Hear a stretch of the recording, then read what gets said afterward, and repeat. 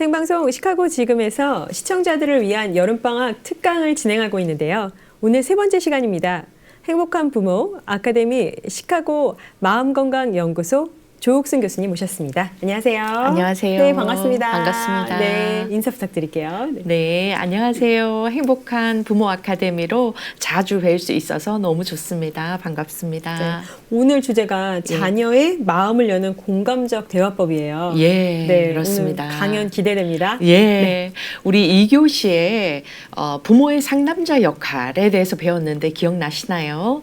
그 부모의 상담자 역할에 가장 중요한 기술이 이 대화법인데요. 일반적인 그냥 대화법이 아니라 공감적 대화법. 부모님들이 대화가 중요하다는 것 모두 다 알고 계시고 또 많은 분들이 정말 열심히 시도를 하십니다. 그런데 가장 많이 들어오는 질문, 우리 아이는 왜 나와 이야기하고 싶어 하지 않을까요? 대화를 시도하지만 어렵습니다. 그냥 단답형으로 How's your day? Good. 뭐가 좋았어? 어떤 게 anything else special? 그러면 nothing. 뭐 필요한 거 있어? Nothing. 그렇게 뭐 좋았던 일 있나? 별로 nothing. 이렇게 대화가 이어지기가 어렵다는 말씀을 많이 하십니다. 그래서 오늘은 먼저 대화의 기술을 이야기하기 전에 왜 이렇게 다음 세대와 자녀와 대화가 어려운가, 대화를 하는 데 있어서 무엇이 이 barrier, 장벽인가를 먼저 살펴보고자 합니다. 그래서 몇 가지 제가 정리를 해왔는데요. 첫 번째로 제일 중요한 것이 언어 장벽, language barrier. 우리 한국 자녀들은 한국 가정에서 자라지만요. 그래서 일상적으로 한국말을 꽤 해요. 근데 부모님들이 착각하시는 건요, 그 아이들의 한국어의 깊이와 그들의 사고의 깊이는 다릅니다.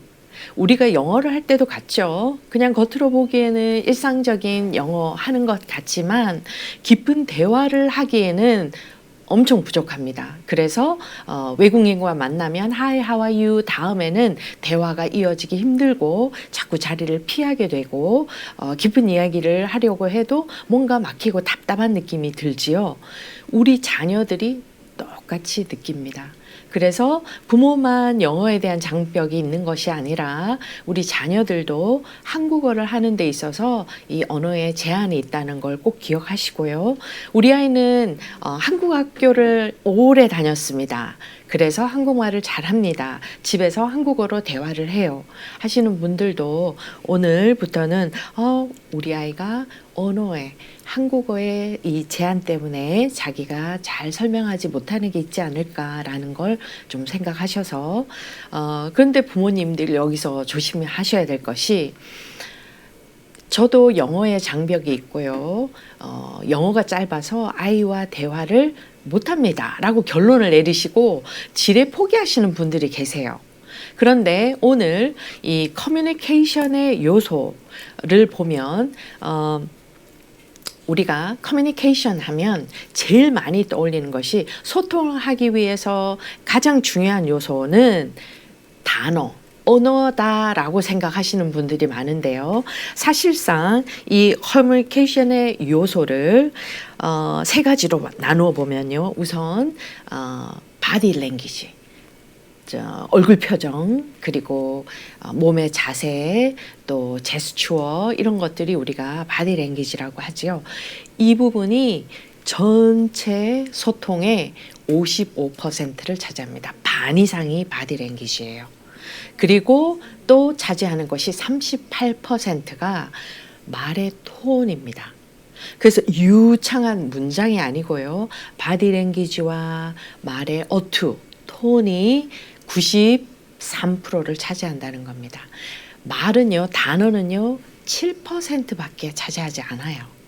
그래서 지금까지 혹시 내가 영어가 짧아서 자녀들과 대화가 어렵다라고 생각하신 분들은 오늘부터 용기 내셔서 나의 표정, 제스처, 그리고 말의 어투만으로도 정말 많은 부분이 전달이 돼요.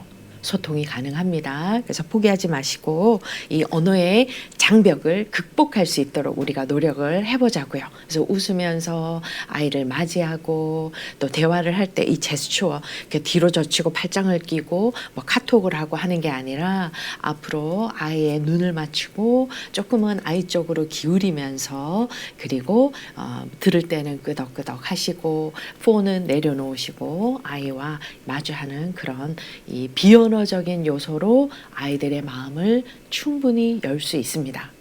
자, 두 번째, 왜 우리가 자녀와 다음 세대와 대화가 어려울까요? 문화적인 가치를 들 수 있습니다. 첫 번째는요, 부모 세대와 자녀 세대가 중요하게 여기는 부분이 다릅니다. 우리는 이것을 동양적인 이 한국 가정에서 문화에서 온 사람과 서구 문화에서 온 사람이 동양 문화의 사람들은 우리 collectivism, 집단주의, 그리고 서구 문화는 individualism, 개인주의 는 많이 들어보셨죠? 이 두 다른 문화가 한 가정 안에 있다고 보시면 돼요. 그래서 부모님은 집단주의가 가지는 중요한 거, 예를 들면 가족이 얼마나 중요한지, 가족의 유대감, 또 가족에 대한 충성심, 또 가족을 중요하게 여기고 가족을 위해서 희생하고 또 부모에게 순종하는 이런 부분을 굉장히 중요하게 여깁니다. 반면에 우리 자녀의 이 서구 문화에 익숙해 오고 교육받은 자녀 세대는요, 제일 중요한 것이 자율성입니다. 그리고 남을 해치거나 방해하지 않는 한도 내에서 충분히 자유를 느끼고 자기의 감정을 표현하고 의사를 표현하고 그리고 자기를 실현하는 것을 더 중요하게 여기는 것입니다. 여기서 오는 충돌 때문에 서로 마음이 연결되기가 어렵고 대화가 어려운 것입니다. 단순히 이 공감에 대한 기술, 그랬구나, 구나라고 하는 이 말의 기술로는 충분하지 않습니다. 그랬을 때 우리 자녀는 그냥 영혼 없는 말, 영혼 없는 그냥 동의에 불과하다고 느끼는 거죠. 근데 부모님의 마음은 자기들과 같지 않다고 느낄 수 있습니다. 그리고 표현의 차이도 있는데요. 이것도 역시 문화에서 오는 것입니다. 우리 이 한국 문화는요, 감정을 공개적으로 이야기하는 것을 꺼리는 경향이 있습니다. 그런데 반면에 우리 자녀들은 더 개방적이고 자신의 감정을 당당하게 표현하고 그것을 인정받기를 기대합니다. 그런데 부모님들의 메시지는 감정을 드러내는 걸 불편해하고 가능하면 이것을 이렇게 간접적으로 표현하거나 참아라, 이겨내라, 극복해라, 더 강해져라 라는 메시지를 주기 때문에 자녀들이 뭔가 이것에 대한 대화를 하기를 어려워하겠지요. 그리고 또 중요한 이 대화를 막고 있는 것이 뭐냐면 서로에 대한 삶의 다른 경험입니다. 그래서 자녀들은 자기의 인생을 부모가 보기에 1세대 이민자들은 자녀를 위해서 자기 인생을 바치고 희생했다고 생각하지요. 그래서 자녀의 이야기를 들을 때 너희들이 뭐가 고생이야, 너희들이 뭐가 힘들어, 우리가 다 해주잖아, 우리가 뭘 더 해줘야 돼. 그런데 자녀의 세대는요, 자녀는 자녀 세대대로 힘든 것이 있습니다.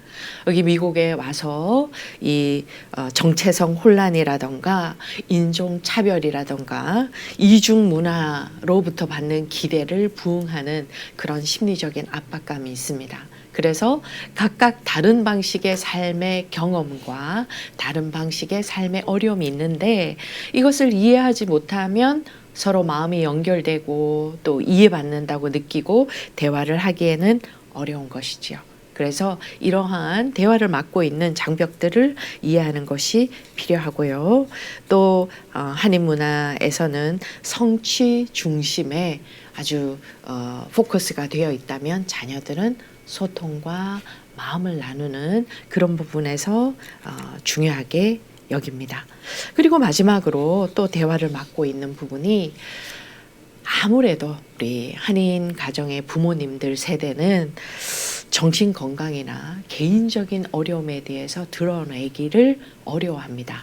그것이 아무래도 가족 자녀에게 이 명예나 또 체면 이런 것들을 떨어뜨린다고 생각하면서 좀 수치스러워하고 또 불필요하게 느끼는 경향이 있습니다. 그런데 자녀는 이런 부분들을 드러내고 싶어 하죠. 나누고 싶어 하고 소통하고 싶어 하는데 그 부분을 암암리에 맡고 있으니까 사실은 그런 것들을 다 빼면 이야기할 거리가 없는 거죠. 자녀들에게는. 그래서 기술을 넘어서 무엇이 자녀와의 대화를 막고 있는가를 이해하는 것이 첫 번째 우리가 알아야 될 부분이다라고 생각합니다. 자, 그러면 이제 그럼 어떻게 공감적인 대화를 할 수 있을까? 몇 가지 팁을 우리가 짚어보려고 합니다. 첫 번째는요, 끝까지 들어주는 것입니다. 아이의 말을 끊지 않고. 이게 첫 번째 스텝이고 가장 기본인데요. 어렵습니다. 우리 부모님 다 경험하셨을 거예요. 자꾸 조언, 충고를 하게 되고, 왜냐하면 부모는 더 많은 인생의 경험을 했고 또 자꾸 답이 보여요. 결론이 미리 나와 있습니다. 그래서 자녀에게 자꾸만 자기의 생각을 주려고 하는데요. 끝까지 듣는 것이 중요합니다.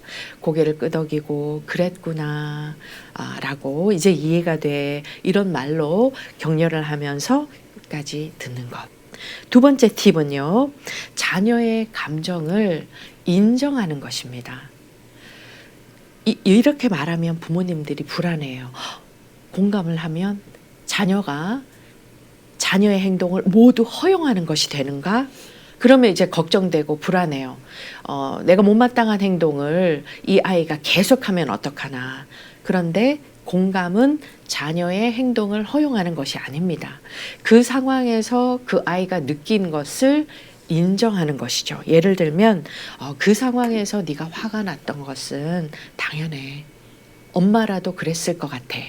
이것은 자녀의 감정을 인정하는 것이지 너 화내도 돼 라는 뜻이 아니고 그 다음에 또 화가 나면 다음에 그런 상황에서는 어떻게 행동하면 좋을까? 방법적인 문제는 그 다음에 의논하실 수 있습니다.